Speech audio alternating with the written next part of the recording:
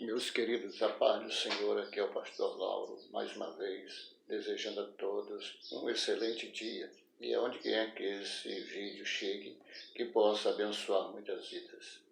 Veja bem, há um ditado aí popular que diz que a esperança é a última que morre. No dos Salmos 126, o verso de número 5 diz assim: os que semeiam lágrimas cegarão com alegria. Semear em lágrimas é tendo uma expectativa naquilo que faz um dia poder colher os benefícios daquilo que foi realizado, que está sendo realizado. Nós observamos que muitas vezes a promessa que Deus nos faz, principalmente o que está contido aqui na sua palavra, que é a expressão máxima da sua boa vontade para a humanidade, principalmente para a igreja. O desejo de Deus é que todos se salvem e que venham ao pleno conhecimento da verdade. 1 Timóteo 2,4. Qual é o desejo de Deus? Segundo 1 Tessalonicenses 4,3, é a nossa santificação. Qual é a vontade de Deus? Em 2 João, diz assim 2, amados, desejo que te vá bem em todas as coisas e que tenha saúde, como bem vai a tua alma. Qual é o desejo de Deus? Então veja bem, quando nós lemos a passagem do filho pródigo, lá no capítulo de número 15 de Lucas, o versículo de número 31, quando o filho mais velho estava em casa e não queria entrar para festejar a volta do filho, do irmão mais novo, o pai diz: filho, tu sempre estás comigo. Todas as minhas coisas são tuas. Todas. Mas ele estava ali como servo e não como filho, não como herdeiro. Assim, muitas vezes nós procedemos assim. E muitas vezes achamos que a promessa está demorando muito, aí enfraquece o nosso coração. Porque em Provérbios, capítulo de número 13, o versículo de número 2, diz que a esperança demorada enfraquece o coração, mas o desejo chegado é árvore de vida. Então veja bem, a esperança demorada. Muitas vezes, quanto tempo Deus te fez uma promessa? Quanto tempo está para concretizar? Nós não sabemos. Mas veja bem o Deus que faz promessa.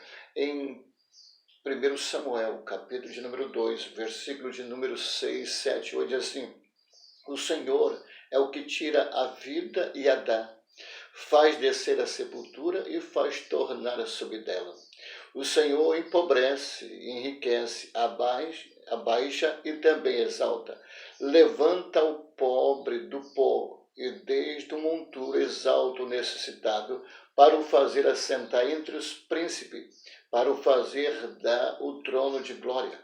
Porque do Senhor são os alicerces da terra, e assentou sobre eles o mundo.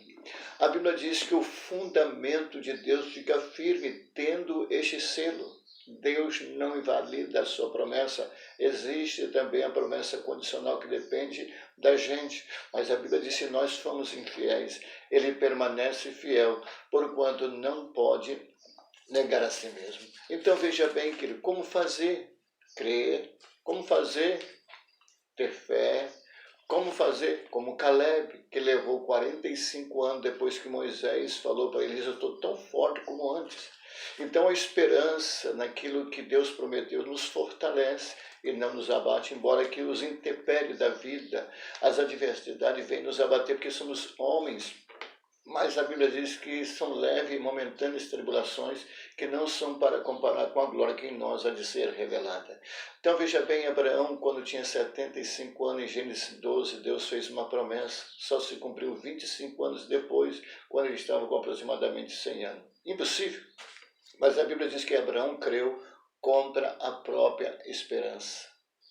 Ele não olhou para o seu corpo amortecido, nem para o amortecimento do ventre de Sara, mas creu naquele que fez a promessa, porque estava certíssimo daquele que fez a promessa, era poderoso para cumprir.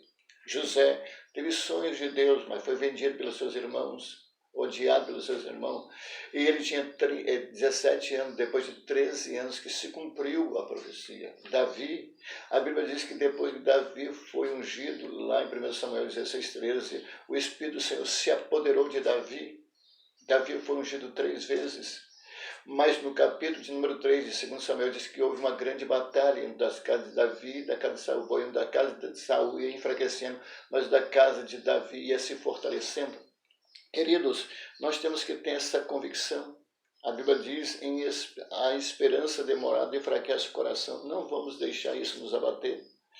A Bíblia diz que em esperança somos salvos. Esperança é esperar com paciência. Romanos 8:24. Então, como eu disse, muitas vezes as pessoas aí no mundo dizem o seguinte: a esperança é a última que morre. Você concorda com isso? A nossa esperança não morre. Olha o que está escrito em 1 Pedro, capítulo de número 1, versículo de número 3.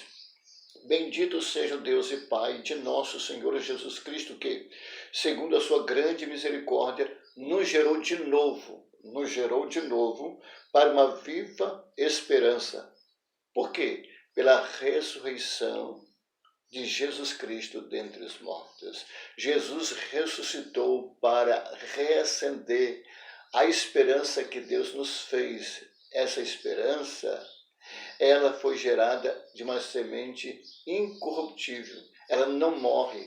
A esperança do salvo não morre. Certa ocasião, um ateu com um pastor, o pastor falando da existência de Deus, ele não acreditava da existência de Deus, de maneira nenhuma, ateu não acredita.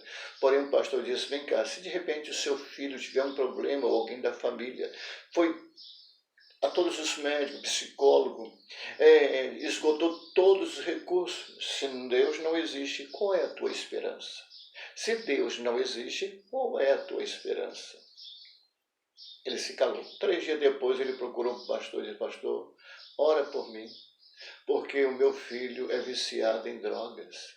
Já esgotou todos os recursos. E de fato, se Deus não existe, qual é a minha esperança? Então, nossa esperança está em Deus, porque a Bíblia diz, bendito o Deus e Pai de nosso Senhor Jesus Cristo, que, segundo a sua grande misericórdia, nos gerou de novo para uma viva esperança pela ressurreição de Jesus Cristo dentre os mortos. Ei, não desfaleça.